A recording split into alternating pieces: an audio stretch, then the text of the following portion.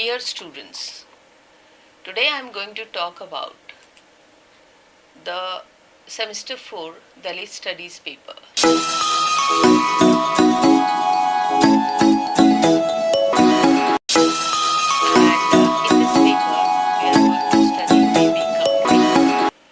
The Prison We Broke. The book which is prescribed in your syllabus is translated from Marathi by Maya Pandit, New Delhi, Orient Black Swan 2011. Suggested reading, if I go, then you pay attention to this suggested reading also, because that is going to help you in your exam. So I'm just reading out, you just listen. Joshil K. Abraham and Mirashi Barak, Judith, Dalit Literature in India, Routledge. Then Swaraj Basu, Reading on Dalit Identity, History, Literature and Religion, New Delhi, Orient Black Swan. Then D.R. Nagaraj, Flaming Feet and Other Essays, Dalit Movement in India, Rani Khet, Paramount Black. Then Archana Sinha and Mukhtar Alam, Dalit Muslim, Double Exclusion, a study on Dalit Muslim in Selected Studies of India. So these are texts. If I am getting time and if we are getting sufficient material, I will definitely try to focus on these writings also. So right now we are going to study about Kamle, The Prison We Broke. There are certain, this is your text. There are certain chapters, which we need to focus from the examination point of view also. So, Baby Kamle lives in Paltan, a small town in Satara district of Maharashtra. She is a veteran of Dalit movement in Maharashtra, inspired by the radical leadership of Dr. Babasaheb Ambedkar. She has been involved with the struggle from a very young age. She has established a government-approved residential school for socially backward students in Nimbure, small village near Paltan. So these are basic informations. you need to know. This is definitely very significant. So she has established a government approved residential school for socially backward students in Nimbure, a small village near Paltan.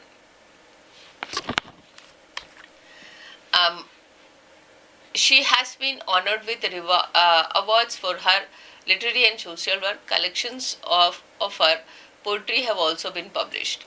Maya Pandit is an activist who is involved with the women's and teachers movement in Maharashtra for the last 2 decades. She has published research papers on issues in the women's movement as well as education. She has also been associated with alternative Marathi theatre and translated Marathi plays into English. Now works as a professor and teacher educator at English and Foreign Language University, Hyderabad. She now works as a professor and teacher educator at English at Foreign Language University, Hyderabad. So this is what significant informations we have studied. What your text is there, content. I haven't taken to. Basically, in a soft copy, all such complications we need to face. So, cover page, title page, introduction, The Prison We Broke, an interview with Baby Kamle, afterwards glossary. So, I will take first you to the the interview, which has been an interview with Baby Kamle by Maya Pandit. We need to know, before we read any writer, and this class is exclusively for those who come from Dalit background and those who do not come from the Dalit background. Our perspective here is to know her as a feminist, as a woman writer, and especially because she comes from a very particular community that is formerly known as untouchables and presently known as Dalit. now there is a new concept or a new word is being used, nomenclature is being used, that is Bahujan. And the word Bahujan come from Buddhist literature. So let's say, these are evolutionary aspects of language, society, and culture. We will talk about that. Now, through this interview which is there, I want to make you understand what baby Kamli is thinking, from where her inspirations are coming. It will be a critical part of your answer, and you will definitely be enriched in a very significant way by listening this. Most of my classes I'm making as an audio. So even if you are not able to see sometime, just you can listen while traveling. In your autobiography, there are few references to your personal life. Can you tell us little more about yourself? Well, I wrote about my community experience. The suffering of my people become my own suffering. Their experiences become mine. So I really find it very difficult to think of myself outside my community. Let me tell you, there were so many women around us. They were determined to get their children educated because their Baba had told them to do so. So our women enrolled their children in school. Now they were ordinary agricultural laborers. Where could they get for paying fees to English school? In those days, there were no concession for the backward caste. School did not receive any grant from the government, but our women used to find ways of overcoming this hurdle. One woman had to pay 9 rupee as admission fee for her 2 sons in secondary school. Listen this story, and this story will inspire you. This story is a reply to those who make excuses that we didn't have this, we didn't have that.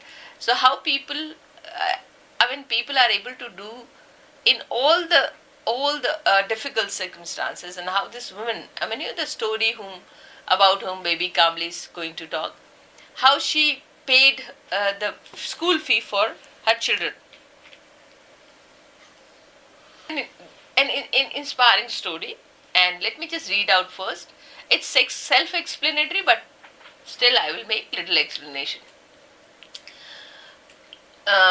So let's start in this way. Where was she to get this money? It was a rainy season, and there were no work even in the field, so there was no money. She couldn't talk about this to her husband. He was a construction worker. He would have put an end to their son's education, and turned them into laborers working for a constructor.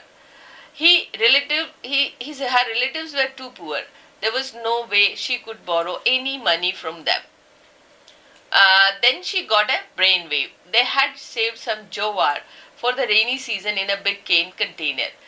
When her husband left for the work, she called her sons, took out all the jowar with the help of, quietly sold it to the merchant. The money was adequate for paying the fee. When her husband came to know of this, he of course thrashed her. Besides, they had to starve throughout the rainy season, but she did not allow the sons' education to suffer. They passed their matriculation examination and later even went to college. So you know how a mother is paying money when they did not have, this is what remarkable. They had to starve throughout rainy season. So she knew that after selling this grain, they did not have money, but she was so concerned for the education of her children. And there was another woman who faced a similar problem. She too needed money to pay the fee of her son's education, but there was nothing in the house. Then she remembered upper caste Marathi girl, a Patil daughter-in-law, whom she had known since childhood.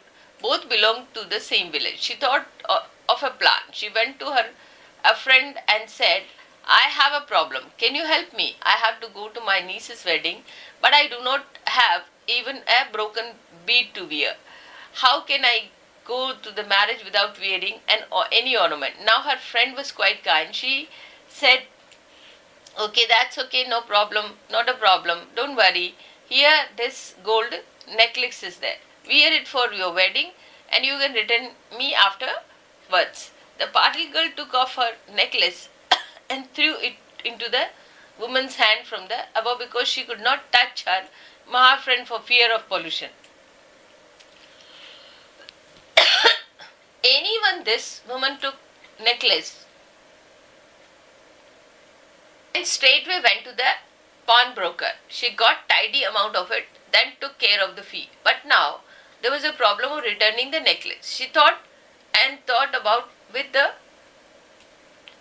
sleeping a wink and whole night. Finally, she remembered an old aunt of her who had recently returned from Mumbai after having worked for many years. Generally, such women were known to buy gold whatever extra money they earned. She was bound to have a few gold ornaments. This aunt, who was widow without any children of her own except for a nephew, stayed by all herself in a small hut.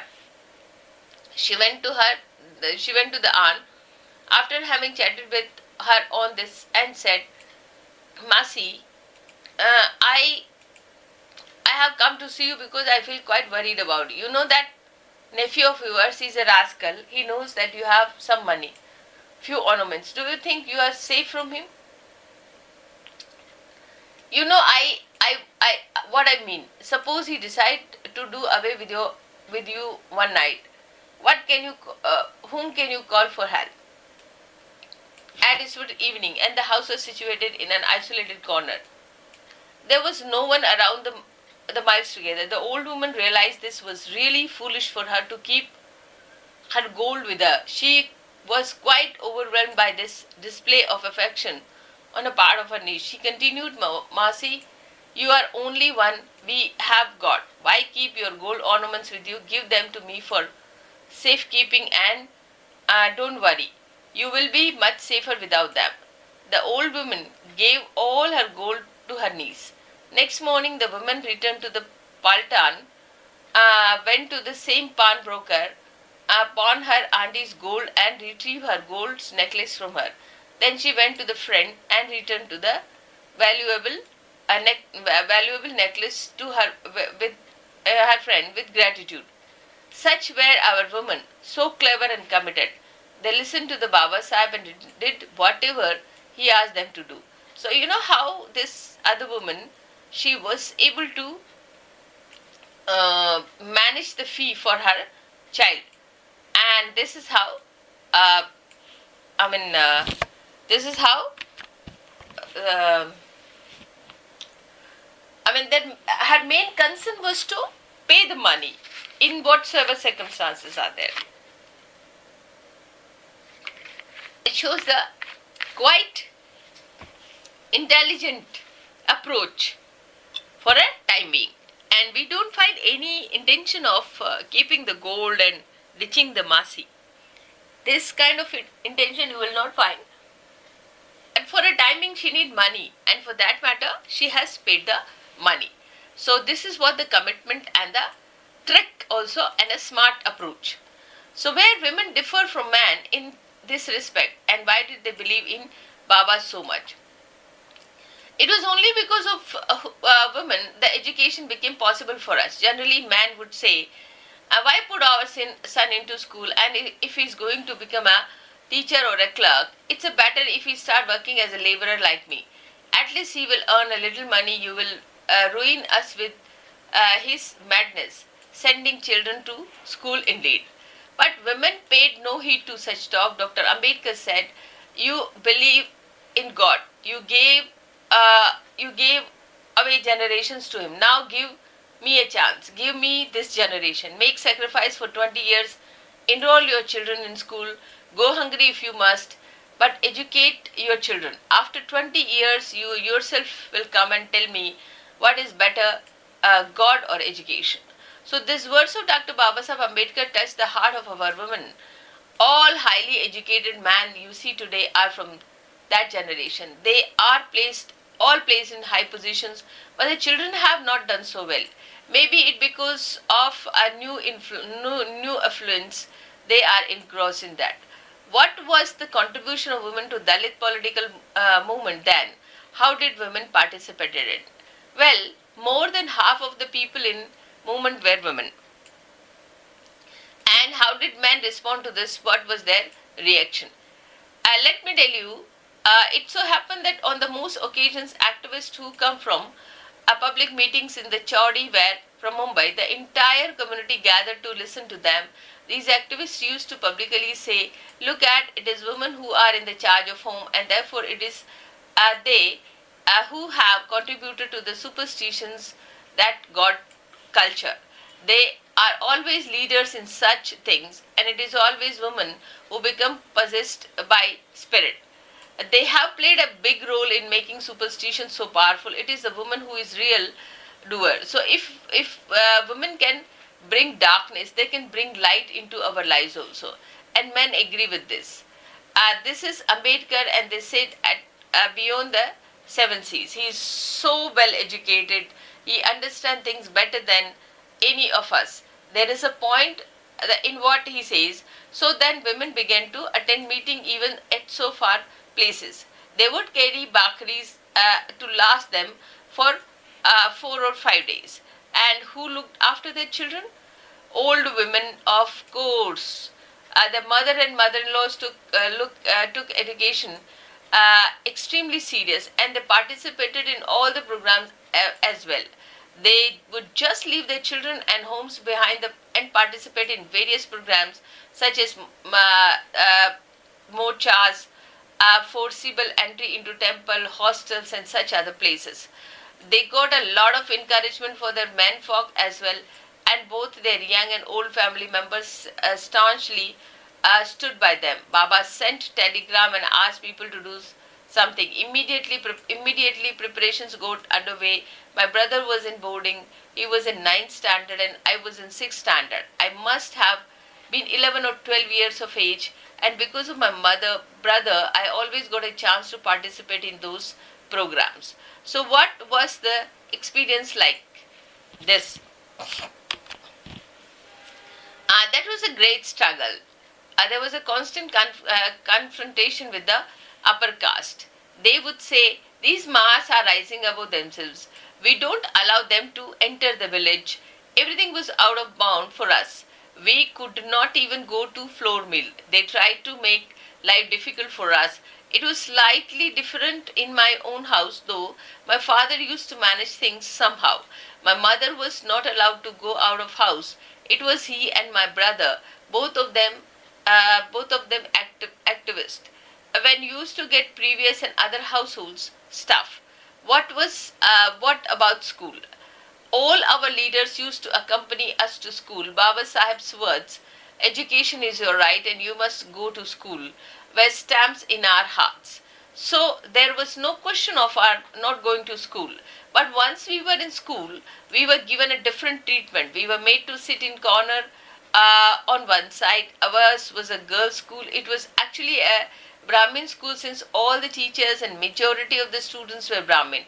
That teachers used to be awfully worried about our polluting them, and harassed us a lot as if we were their enemies. They treated us like lepers, really. They wouldn't even look at us. Our classmates were all upper caste girls, and they too used to be afraid of us. Constantly worried about our torching and polluting them, they used to scorn us as if we're some kind of despicable creatures. We had no friends among Brahmin girls. When we went for excursion, they used to offer us food from their lunch boxes, but they would never accept anything from us. This must have been around 1945. So what did you get? When did you get married? There are hardly any reference of your personal life in autobiography. Well, I was just 13 when I got married, and I was considered too old. I had passed my 4th standard. My husband's name was Kondiba Kamble, and he was a student in my brother's school and stayed in same hostel. My husband's family saw me and gave their approval. His family was actually related to our family. They belonged to Nimbur Nimbure village near Paltan.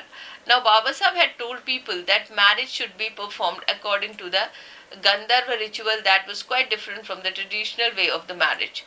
He told us that there was no need to invite a Brahmin priest. The bride and the groom did not have to tie the Bashinga and Mundawali.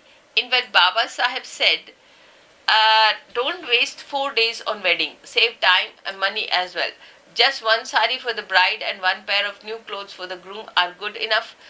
Don't invite Brahmin priest to perform the marriage rite. Let us somebody from the among your own people do it, and let the marriage be performed at your own chowdi. Mine was one of the first marriage to be performed in the new manner. After Diksha ceremony, marriage began to be performed according to Buddhist way.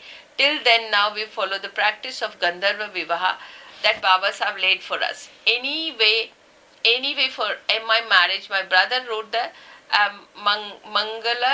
Mangalakshatas, Mangalakshatas, and were in praise of Dr. Baba Sahib Ambedkar's work. After my marriage, we stayed in Paltan.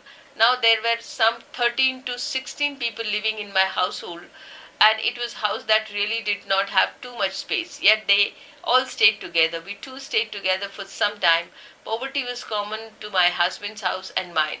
Getting a job was next to impossible. Who would give a work to a person who had been educated only up to the 4th or 7th standard? It was difficult to survive. Now, Dr. Baba Sahib Ambedkar used to say, don't get into job. Try to start some small business which you can successfully run in your locality. Do not start with the business of milk. Who will buy that from you? Your people don't drink milk, and upper caste won't buy milk from you. Start something that you can manage to sell your own community. Then I had an idea. Both my husband and we were jobless, so I thought why not begin something like grasp? And there were plenty farms around. The rate at that time was 5 rupee per kilogram. But you could get 1 kilogram for loose grapes for 8 anna. Poor people who would not afford to buy grapes in bunches would buy these. So we decided to sell loose grapes. I used to go to the farm and buy a basket full of loose grapes. My capital of anna would fetch me 1 rupee or some even more in day. That was more than 100% of the profit. I saved all of it. Gradually my savings swelled and reached the huge sum of 48 rupees. Then we added vegetables to our merchandise. Gradually, along with vegetables, we added provisions like oil, salt, and some other stuff to our list. This also fetched us a tidy profit. So we decided to expand our business. I told my brother and husband to stock our house with grocery items. In those days, we did not stay in a separate house, but with my husband's family. We used to sell these things from my mother's house, as it was right in front of the chowdi. We did not spend any of the money that we earned on food or household expense. My in-laws helped me a lot. They allowed us to stay in their house and shared whatever meager food they had. In the next 3 months, we brought provisions worth 350 rupees, and quantity was so large that the house literally overflowed with the stuff. There were many Mahar households in Mangalwar Pet. They also become our customers. Our business picked up very well, and then we decided to live independently but in the same house. That meant a great deal of additional work for me. I like cooking and fetching water. I used to get up at 3 a.m. in morning and fetch water from the public tap in Mangalwar Pet. By this time, I had 2 children. There are canal near our house. I used to wash all our clothes there. Next, I would do cooking. I used to finish everything by 9 in the morning and then to go to shop. Till then, my husband would sit at the counter. Thereafter, I attended to the customer, and he went off to market to buy provisions. Did you have any problem getting provisions? We never had any problem in buying anything. They wouldn't admit us inside the shop, but they did not but they did supply us with whatever we wanted. We sort of flourished. I gave birth to 10 children, of whom the 3 died during childhood. I never went to hospital. All my babies were born at home. My mother and my mother-in-law would come and help me. What was your mother-in-law's attitude towards all this? Oh, she was always very supportive. All this was happening for the first time in our community, but she understood this, and we used to go to many public meetings, morchas, and other agitations. So we used to be away from home, children and shop, but everyone helped. Besides, we did not allow ourselves to be obliged to anyone. We were quite independent, so could do whatever we wanted. Both my husband and I was greatly involved in Dr. Babasaheb Ambedkar's movement. Our not having a job was really beneficial for our work, because if you have a job, you are tied down. We would simply lock our door and go to attend meeting, participate, and agitation and visit different places. Since our shop was in front of Chowdi, people who come at the Chowdi would pay visit to the shop as well. Many times people sat in group there to discuss things. The entire community used to gather at Chowdi at night. The discussion created more awareness in me. Did you instinctively become a leader then? Not really. But I used to do a lot of political and social work outside. You were quite young, weren't you? You were developing as an activist. Did you have any inspiration to leadership? Did you contest election? Well, about election, yes, there was municipality, and there used to be some seat for the backward caste. So people did come with those offers, but then I said no. I don't want to get involved with this kind of politics. I have to look after my shop, my house, and my children. Besides, I was an activist in the movement as well. The municipality was a den of goons and muscle men. People urged me several times to contest the municipality election, but I didn't want to. Both my husband and I felt that working with those people was not a risk worth taking, because once you are there, you get involved in many things, and I did not want to anybody to cast aspersions on me. Were there any other women activists at that time who worked along with you? A woman who at this public meeting organized people? Not really. Women started participating much later when they became educated. There were very few that worked along with. We used to address meetings, give speeches. My grandmother was from Mumbai. She had worked with the workers union. Then gradually more women began to participate. I must tell you about the women in Mahila Mandal that Raja Mola Jiraje Nimbalkar and his wife Lakshmibai had started in Paltan. The Raja had taken the initiative and told that Rani, at least one woman from every Mahar household in Mangalwar Pet, was to be made a member of the Mahila Mandal. Since my father never allowed my mother to go, I became a member. There was quite a few militant women from our community who became member. They would not hesitate to fight for their rights. They demanded chairs to sit and participate in the deliberations. Your father had no objection to your going out. Then why did he not allow your mother to participate in these activities? Well, I was a school girl at that time, but the hold of the patriarchy was so strong. In fact, not sending the woman was considered to be a mark of real manhood. A man who did not allow his wife to go out earn respect from the people, and you cannot see even the fingernail of his wife, they would say reverentially.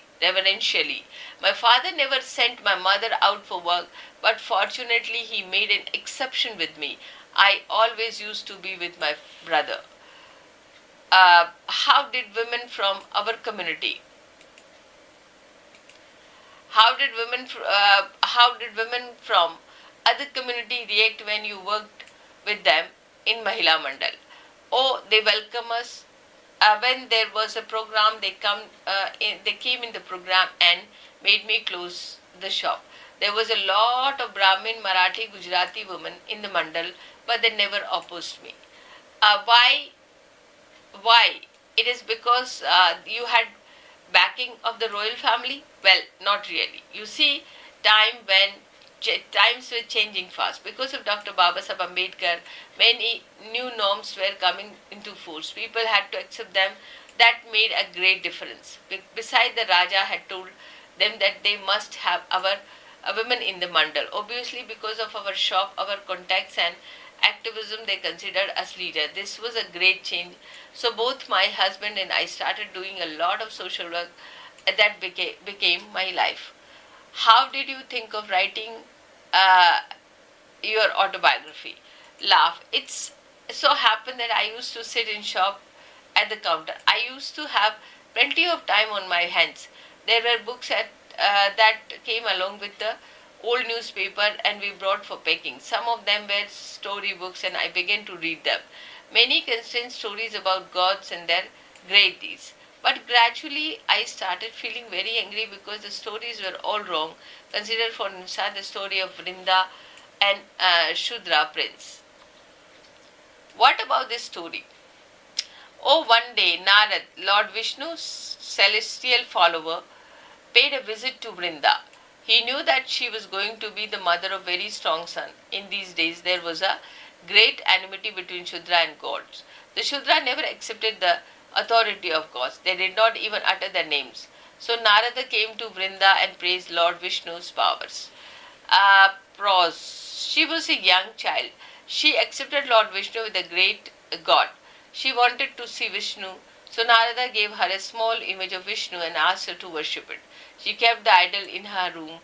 Her father got very angry with her, but Vrinda did not give up prayers to Vishnu. Her father tried very hard to convince that a Vishnu was not she thought to be, and she wouldn't give up. She grew up with her father, got married off to Jalandhar, son of another Shudra king, Sagar.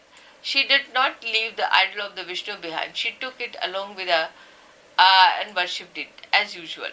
Sagar also appealed to her not to worship Vishnu, but she did not listen to him either. Continued her leadership, worship for Vishnu. She was extremely virtuous woman and that was her strength. Now, because of her virtue, her husband never suffered defeat at the hands of the gods. When he was at war, she would not eat and drink water till he came back. The Jalandhar always returned victorious. These gods were at their wits' end. They just couldn't defeat Jalandhar. The Narada realized that it was Vrinda's virtue that gave Jalandhar such great protection and that Shukla, the Shudra king, would rule as long as virtue remained contact. So he went to Vishnu and told about this. Then, when the battle started, Vishnu came in form of a husband of her husband Jalandhar and took her to bed. The moment her virtue was lost, her husband was killed. His severed head came and fell on the lap, and Vishnu stood before her in his real form. Then Vrinda realized how horribly she had been tricked. She accused Vishnu of treachery and deceit. Vishnu patted her and said, "Now let bygones be bygone," and gave you a boon. You will eternally be a Saubhagyavati. You will get married to your husband Jalandhar every year. People will marry you to a round and nut representing your husband. Nobody will call you a widow. Since then, the custom of performing Tulsi Vivah came into being. You know, Vrinda is Tulsi, and you have to keep saligram to represent Jalandhar in the ritual. But since Tulsi is a Shudra, she cannot enter the house. So the marriage of the Tulsi has to perform outside the house, and Tulsi Vrinda had to kept outside the house. No one will place it inside their house. I read this story, I was furious. The story clearly represents how the upper caste in the mythologies repression of the Shudra man and woman. So I started writing about these women who were repressed. Then I also got some book on women like Pandita Ramabai. Attending Babasaheb meeting and reading these books gave me an acute sense of agony and plea. Especially women have suffered. Then I thought I have to express my anger, give vent to my sense of outrage, but merely talking about it will not suffice. How many people can I reach and that way? I must write it and I must proclaim the world that we have suffered. But how did you begin to write? And when did you get time to write? You had to sit at the counter and take care of things. Oh, that's a long story indeed. Look, I reach shop at 9 in the morning, after which my husband would leave the shop and go to buy things that we required. He used to return after 4 o'clock. That gave me plenty of time. I began to write, putting into words and suffering of my community. I also joined a library, started borrowing books. Whenever I had a little time, I would furiously make notes. I filled many such notebooks. Writing was a difficult task. I had to take great care and nobody saw me writing. I used to hide the paper under old newspaper. I used to keep my notebook hidden in places that nobody bothered about, like the uppermost corner of the alcove where all useless things were thrown together. Why did you have to hide your writings? Firstly, because of my husband. He was a good man, but like all man, his time and generation, he considered a woman to be inferior being. He would not even tolerate the idea that I had taken a writing. I used to be scared of him, so I had to hide my writing. You started writing when you were 30 or so. By the time you published, 20 years has gone. Did you keep writing hidden for 20 years? Well, a smile. Well, I had to. So I hid everything I wrote in most ignored and dusty corner. My son had started going to school when I started to write. So for me, he was a knowledgeable, learned man. I used to be scared of both my son and my husband, scared of their reaction. My husband always called me an ignorant woman, and I was afraid of his response. So I kept everything hidden away from their eyes for almost 20 years. Then, it is so happened that Maxine Bunston came to stay in Palta. Since she was a sociologist working on the scheduled caste, she came to see me for her data collection. I began to go with her field visit. In the course of our discussion, I told her about the constructive work I was involved. I used to invite her for program like Ambedkar's birth anniversary. Then one day, she said, "You have been doing so much work. Why don't you write about it?" So I told her that I have done a lot of writing, but I hadn't shown it anyone. So she invited me to her bungalow with my files. I showed her my notebook. She was working on the doctoral thesis. Then she made me read the files every day. She liked what I had written. She then talked to Vidya Bal, who was working as an editor of the women's magazine 3, and so finally it was serially published in 3. Now, my son-in-laws were in Pune. His father-in-law happened to see 3, and he was amazed to find my writing. He came and congratulated me. I felt very embarrassed. Then some people in my family came to know about this. Even then, I was not ready to tell more about that. Then Mr. Kulkarni of Manushman Publishing House offered to bring it as a book, and I had to regularly go and visit him in Pune. Fortunately, my son was then living in Pune, and I used to go under the pretext of visiting him. It was only when the book was published, then everybody at home came to know that I was a writer as well. Then is the story, and is the story of my book. What was the reaction of the people from your community when they read it? Oh, they all liked it. No adverse reaction, not like Daya Pawar's autobiography Balutha, in which he wrote about like sex that are not to be openly talked about. Anyway, I even received letter about book and college students, both boys and girls, who liked it immensely. Did they feel the memories of the operation were too painful, such as what young girls had to endure when they give birth to babies? Incidentally, the Mang girl in Mahatma Phule school, Muktabai, wrote about similar happening 150 years ago. She did, yes, she did. That was life of a woman unchanged for hundred of years. So young people welcome what I had written. Let us turn to major question of political participation of women in the Dalit movement and subsequent development. Women joined Dr. Ambedkar's movement in such large numbers. What do you think about their participation in the post-Ambedkar Dalit movement? Uh, one finds very few women emerging leaders.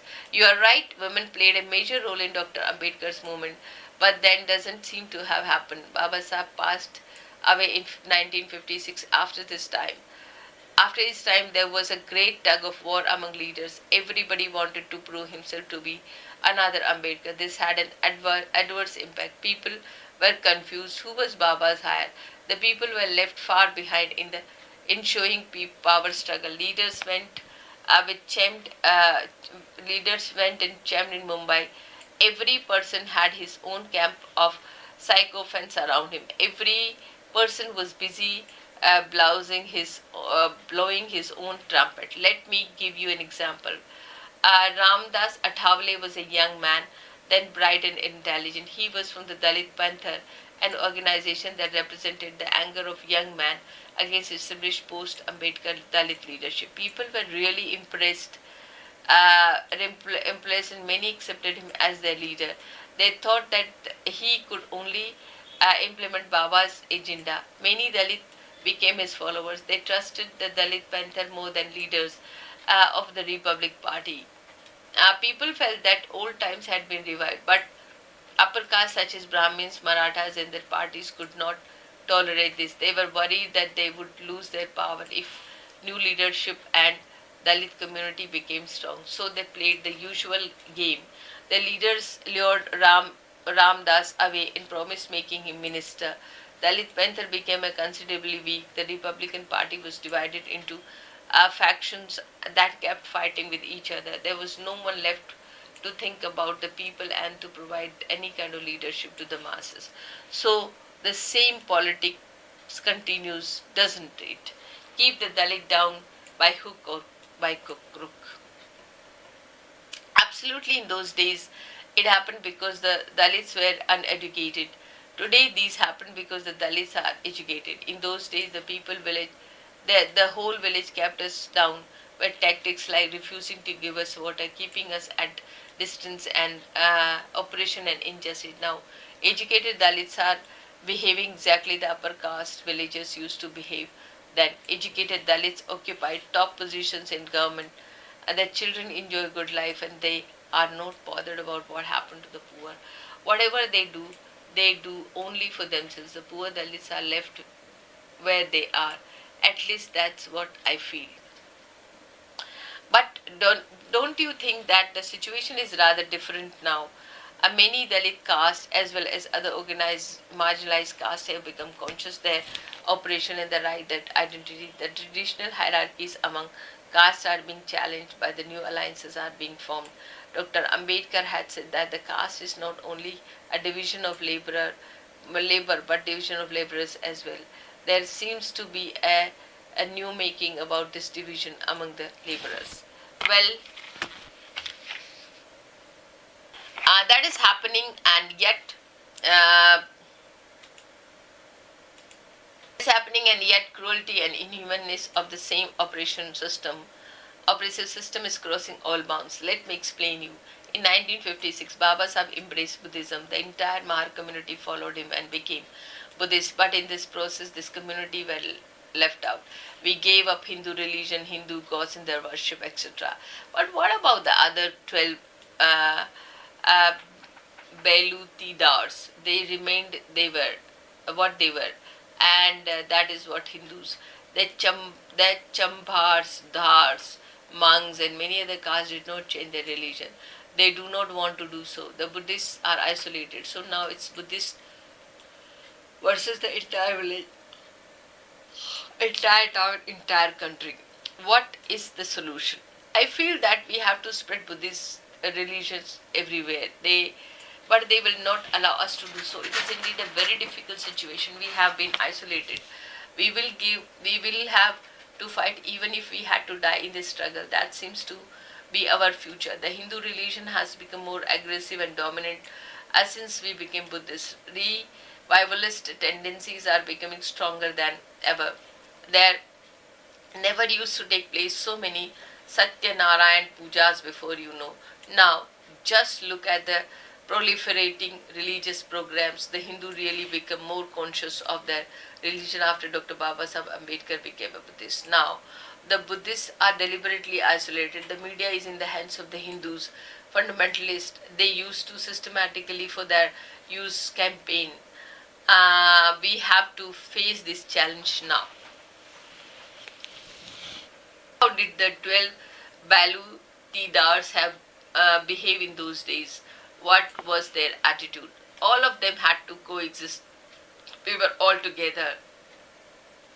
There were many castes such as Chambar, Dor, Koshti and other had been exploited by the upper caste for their selfish ends. We were outside the village, they were inside. But we were all Shudras. Actually, even the Marathas were Shudras. But the Brahmins were so clever. They took all those castes inside the village according to their own needs, and then they systematically built a hierarchy among them. And at the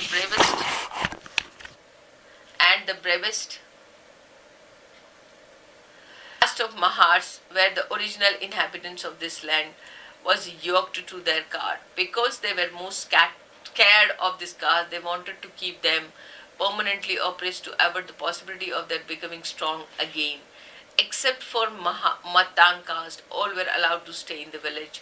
They also created a sense of hierarchy among us. The Chambars used to scorn us. We considered the Dors to be beneath us, and the Matangs were considered to be beneath us. That was we were taught to think.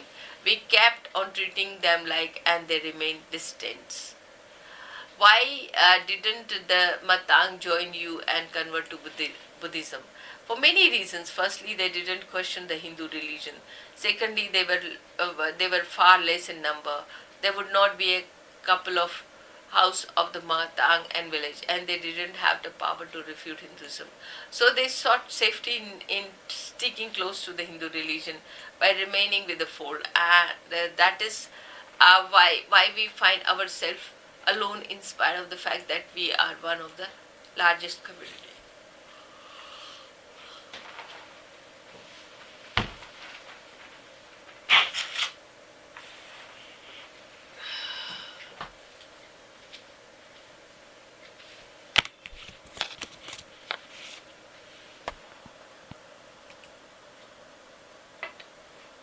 Other thing did you write about? In Dr. Babasaheb's movement, Jalsa was a popular form of culture and political action. Wasn't it? Did you write any Jalsa? Laugh? No, not really. I used to write songs through, but not for Jalsa. It was mostly men who used to participate in Jalsa. Women came together for celebrating festivals like Nag Panchami in Buddhawada.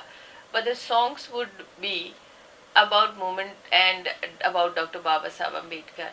Those were the times of the bitter feud between followers of Gandhiji and us. But they used to come for our program. Some of them also came for programs like Basti Safai. At the time of the Roundtable Conference, Gandhiji has claimed that he was a leader of Dalits. Then Ambedkar challenged him and appealed to all his people to send telegram, which we all did. It rained telegram at the time, and Gandhiji and his followers had to eat their words and accept that only Dr. Ambedkar was true leader of the Dalits. Did you ever participate in program organized by Congress? Never. Dr. Babasaheb had told us that Congress party was a burning house. Entering the house would not help our community. Then we start looking at them as an enemy. But now situation has changed a lot of post-Ambedkar period. Our militancy is gone. Our leaders are hankering after money. There is no talk of any struggle now. People have become disorganized. They are divided into so many groups, Gawai group, Atthavle group, and so on and so forth. People did come together at the time of Riddle controversy, didn't they? yes, only sometime like that will bring all those groups together. What do you see today? The major problem of Dalits. Consider migration of Dalits from the village to city. Many people migrate in search for work to the city from the village, yet quite sizable number are left in village. If there are only 7 to 8 houses in Buddhist, the village can pressurize them. But when there are 25 to 30 houses, they generally there is a far less pleasure. Of course, in cities like Pune, Mumbai, even Paltan, there is no question of anybody trying to apply pressure on them. But then, how many have access to education? How many have jobs? Basically, our people are still quite poor, and now there are many divisions: big versus small, Ambedkarite versus non-Ambedkarites, high culture versus low culture. But there is one thing I must say: today, untouchability is not so big a problem as reservation. That's a major problem. But any struggle requires a good leader. Dr. Ambedkar, it is true, he said and done it. Run behind the job. Don't run behind the job into the business. But in spite of so many banks and loan facilities, how many of these things reach the poor? The government schemes, for instance, they don't reach us. We have to face problems of superstition, corruption, liquor, addiction like that. There is no control no control on these. This is a significant point. You can understand. This how these are the basic problems in the Dalit: superstition, corruption, liquor, addiction. These are the basic problems, and I think it need to be discussed and talk, and it need to be cured. Do you think women suffer more? Yes, I think so. Now, take for instance reservation. Many illiterate women from communities like uh, Danagar, Ramoshi, etc., have the opportunity to become village sarpanch. But how many women are allowed to function meaningfully? Upper caste goons will never allow them to work.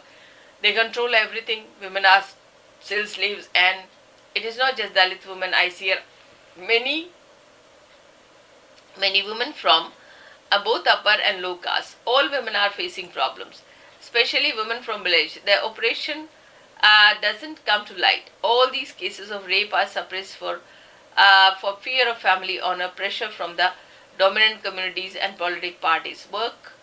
Women work very hard, yet so far many problems in spite of slight improvement in the financial position.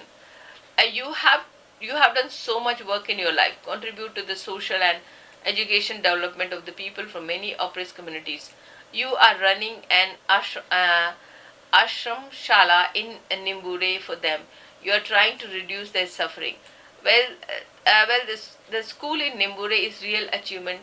There are 250 students now in my school. That's what Ambedkar used to tell us to do. Suffering has come constant campaign to us. Did you suffer in your personal life as well? In my personal life, I had to suffer like many other women, but how do you go and talk about it when everyone is suffering? In my personal life, there were some issues in those days. Men always wanted to control women.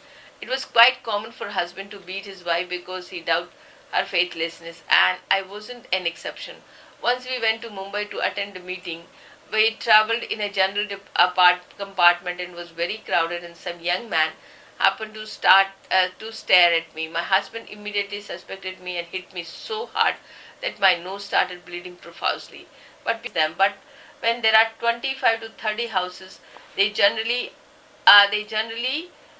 there is a far less pleasure. Of course, in cities like Pune, Mumbai, even Paltan, there is no question of anybody trying to apply pressure on them. But then, how many have access to education? How many have jobs? Basically, our people are still quite poor, and now there are many divisions: big versus small, Ambedkarite versus non-Ambedkarites, high culture versus low culture. But there is one thing I must say: today, untouchability is not so big a problem as reservation. That's a major problem. But any struggle requires a good leader. Dr. Ambedkar, it is true, he said and done it. Run behind the job. Don't run behind the job into the business. But in spite of so many banks and loan facilities, how many of these things reach the poor. The government schemes, for instance, they don't reach us. We have to face problems of superstition, corruption, liquor, addiction, like that. There is no control in these, no control on these.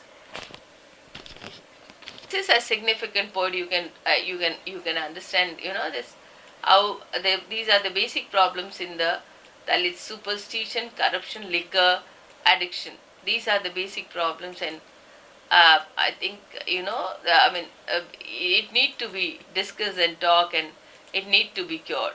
Do you think women suffer more? Yes, I think so. Now, take for instance reservation. Many illiterate women from communities like uh, Danagar, Ramoshi, etc., have the opportunity to become village sarpanch. But how many women are allowed to function meaningfully? Upper caste goons will never allow them to work.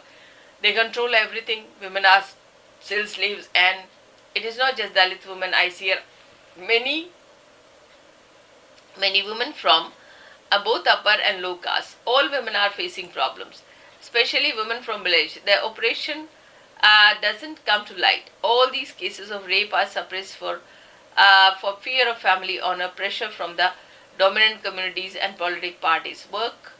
Women work very hard, yet so far many problems in spite of slight improvement in the financial position.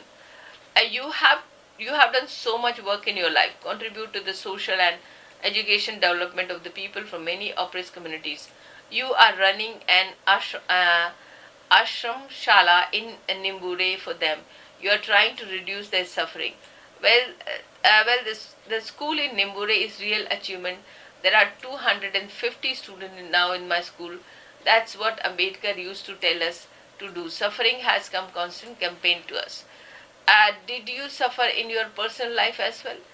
In my personal life, I had to suffer like many other women, but how do you go and talk about it when everyone is suffering? In my personal life, there were some issues in those days. Men always wanted to control women.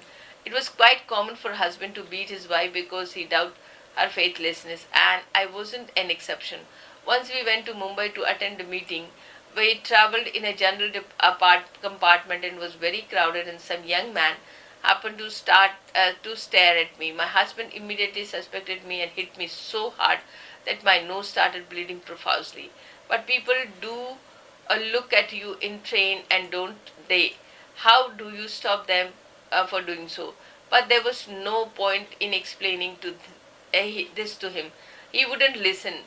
We did not stay for the program either. We did not stay for the program either. The same evening we returned, and he was so angry that he kept hitting me in the train. Such things were so common. All my life I had to face this violence. How did you endure? Where did you get the strength? He would beat me up for some flimsy reason. Actually, he used to be very suspicious. I tried very hard to prove my innocence. I used to cry, explain, plead with him. Then for a few days everything would be normal. Then again after some week and something would happen and suspicion would raise its head. Once again I had to pass through a series of such things. In fact, this was a life most women led. Every woman knew it by heart. Every woman tried to negotiate her way out of these hardships. Giving up one's husband and marry another wouldn't solve the problem, because the husband would be the same in every man. So I decided that wouldn't leave. I wanted to do something constructive, and I would come with my way. I never retaliated. I used to say, okay, let him say whatever he wants. Nobody else say it except him. That's okay. All others, the society had good words for me, and I had the support all our men and women. That was very precious for me, and that was my strength really. Do you feel it was the fear of this violence, the fear of the suspicion of the husband's mind, that kept women away from staking claim in political leadership? Absolutely, women used to be afraid of even looking at their husband. Fortunately, I was from Paltan, People here knew me, and I had a backing of everybody, my father, my brother, people in community, so I could achieve something. Did you ever tell your father or brother or friend about this? No, never. I never discussed my sufferings with anybody. I bore it all alone. Sometimes I used to feel desperate. I used to feel like giving up everything. I had an old uncle. He was blind in one eye. He used to tell us stories of the Pativrata woman from mythology. Those stories influenced me a lot. I think that they also gave me strength to go through all this. My mother-in-law, sister-in-law, and they were all so good to me, except my husband. No one else behaved like that. It is a man suppress a woman in our society. That's not just a relish of the past. Even after independence, anything would cause the husband to suspect his wife. No support woman was cleaning pots and pans at the front door because there was no other place where she could do. The direction in the house she threw, the dirt water might be taken as a signal of her sword to lover. Then the husband would attack his wife, and why did they throw water in the particular direction? Who was standing there? What was the signal for? And where all you meet your lovers, the poor woman would lose power of speech. She would be too scared even to utter a word in the self-defense. When she carried 2 or 3 pitchers of water on her head, she had to support them with her hands. Even that raised suspicion, right hand or left hand. What was a signal? Why did you bend your hand in that way? It was impossible. It was an impossible question. How could you answer this? Can you imagine how women must have suffered? But they faced all those and did so much. Oh my God, that's too much suffering. Oh, didn't you even feel like writing about this? Well, he was my husband after all. I spent so many years married off, and because I had my community to consider, our lack of education progress, it would be so demeaning. Besides, this was the fate of most of us women. I wasn't an exception. So, why write about? I felt beside the root cause of this was a male ego. Look, husbands then didn't even anything else to do. No education, no job, even food they had to buy. Their male ego gave them some sense of identity, and I am a man, I am superior to women, I am somebody. If the whole village torture us, we will torture our women. Fathers used to teach their sons to treat their wives as footwears. A wife's place was near her husband's feet.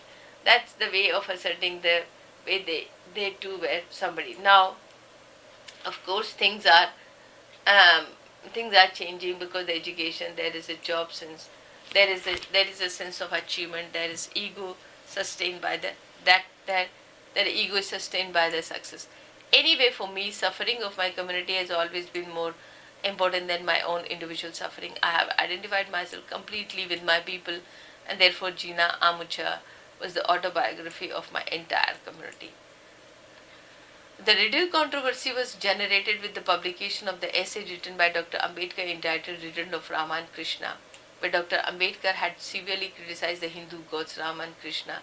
This essay was published as a chapter in the fourth volume of Dr. Ambedkar's collection, Writing, published in Government of Maharashtra 1987.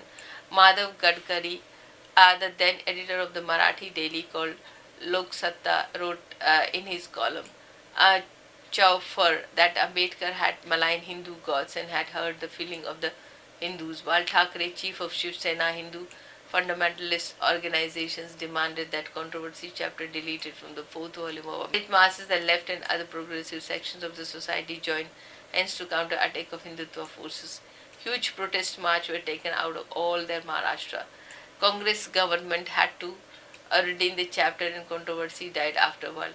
It is interesting to note that in this controversy took place against the backdrop of the government of India ban on Salman Rushdie's satanic verses and the Ram Janmabhoomi Andolan started in 1986 by the Vishwa Hindu Parishad. End up here. You subscribe the channel. See, most of 70% of you are going through my channel and not subscribing. This is unfair.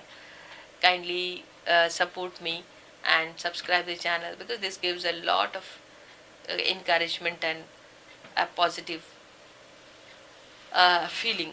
So thank you so much. Keep looking to the channel, share it with your friends, even friends from the other universities also. God bless you. Thank you so much.